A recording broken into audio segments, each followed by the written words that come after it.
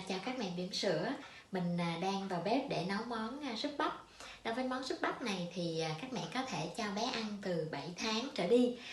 Đối với các bé 7 tháng thì các mẹ nấu nhừ. Còn đối với các bé mà đã biết nhai, có răng thì các mẹ không cần phải ninh nhừ, chín là được rồi. Như bé William nhà mình thì rất là thích món này, bởi vì bé có thể tự bóc từng hạt bắp ăn một mình. Rồi nhai thì nó sực sực nên là bé bóc hốt từng hộp rất là dễ thương và rất là enjoy. Các mẹ có thể thử món này, nấu một phần cho hai mẹ con, một phần cho bé ăn và một phần mẹ có thể mang theo để ăn sáng ở trong văn phòng, hoặc là để dành ăn trưa trong văn phòng cũng được. Bây giờ thì mình bắt tay vào bếp cùng làm nha. Chỉ cần 20 phút làm các mẹ có thể nấu xong món này rồi, vừa dinh dưỡng vừa vệ sinh, và các mẹ cũng không cần phải tốn nhiều thời gian đâu. Bây giờ chúng ta cùng vào bếp nha. Để chuẩn bị cho món này thì nguyên liệu rất là đơn giản. Các bạn cần là thứ nhất là bắp, thứ hai là trứng, một củ hành đỏ, viên nấu súp gà, bột bắp và tiếp nữa là dầu mè. Nguyên liệu rất là đơn giản, chỉ có vậy thôi. Nếu hai mẹ con cùng ăn thì các bạn chuẩn bị 2 quả trứng cho một phần 2 người. Còn cái này mình chỉ nấu cho một mình bé ăn thôi nên là mình chuẩn bị 1 quả trứng. Sau đó là chúng ta sẽ cắt củ hành. Củ hành thì các mẹ bào mỏng ha, bào hết cả củ cho thơm. Nếu các bạn không có củ hành đỏ thì các bạn sử dụng củ hành trắng cũng được.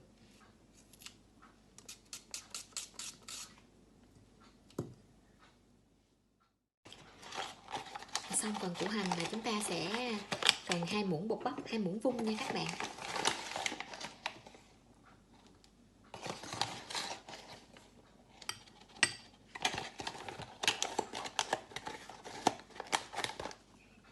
Chúng ta sẽ pha với lại nước nguội, pha cho loãng.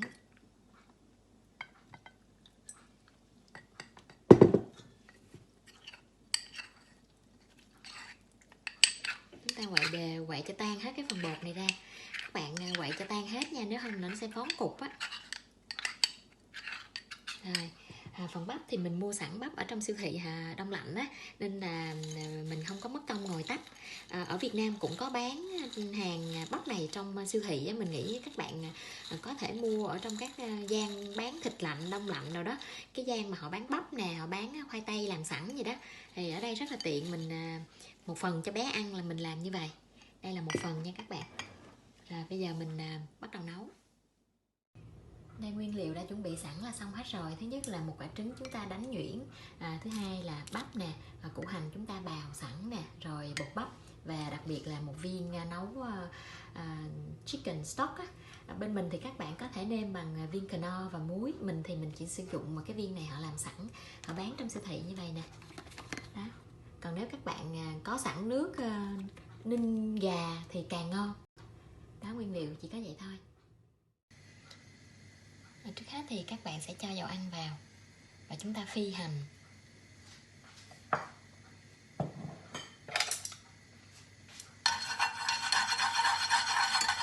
Chúng ta cho hành phi. Chúng ta cho hành vào phi cho thơm vàng.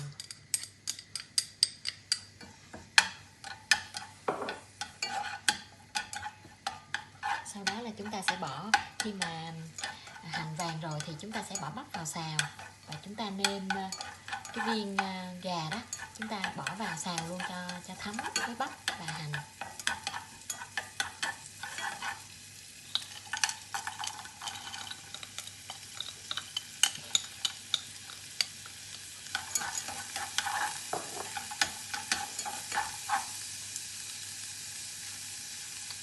Mình bỏ viên cano vào, mình xào luôn cho thấm, cho thơm.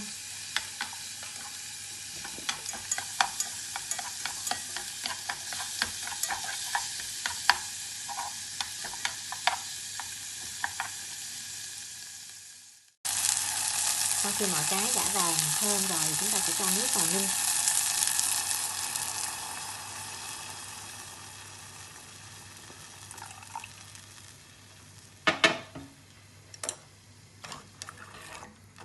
Ninh khoảng 15 phút là bắp bắt đầu mềm thì chúng ta sẽ cho trứng vào. Và cho trứng vào xong thì chúng ta sẽ cho bột năng vào cho nó sệt lại là xong.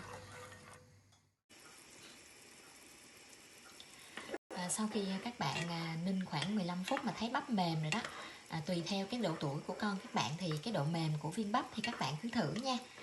Đó.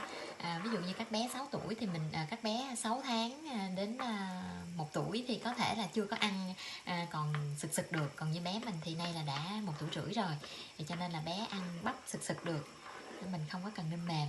Đó, sau khi được rồi thì mình sẽ cho trứng vào trước. Các bạn cho từ từ xong khuấy đều nha, để hỗn hợp trứng nó quện lại sợi sợi á.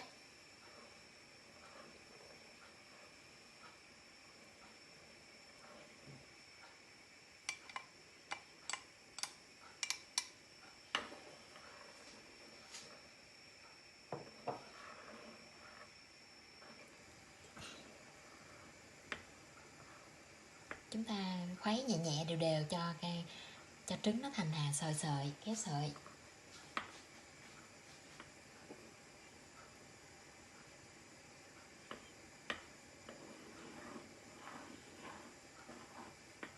Rồi sau đó là chúng ta sẽ cho bột năng. Chúng ta quậy lại một lần nữa, tại vì mình nãy mình quậy xong rồi bột năng nó sẽ đóng ở dưới đáy á. Chúng ta sẽ quậy cho nó đều lên. Rồi chúng ta sẽ cho bột năng vào để cái súp nó sệt lại.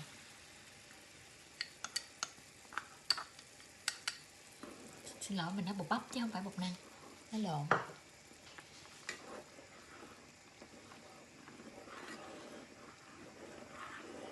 Các bạn khuấy đều nha, cho lửa vừa thôi, đừng sôi ột quá.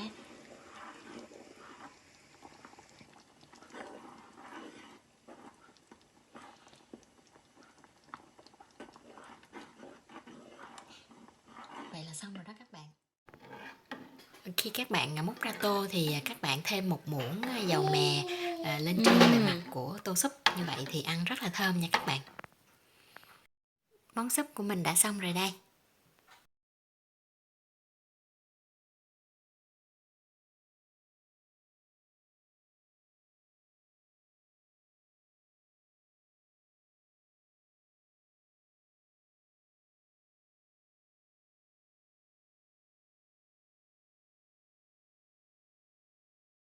Con, bé ăn súp ngon không con? Ngon ha. Mẹ biết rồi. Giỏi. Bé giỏi ha. Mẹ đút. Mẹ đút, giỏi. Giỏi ha. Để con ăn cái này đi, cái đó chút mẹ lấy cho.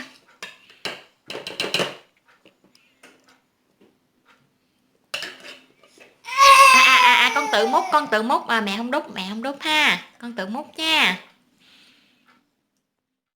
Xin chúc các mẹ và các bé sẽ có một món ăn ngon miệng và thật là bổ dưỡng.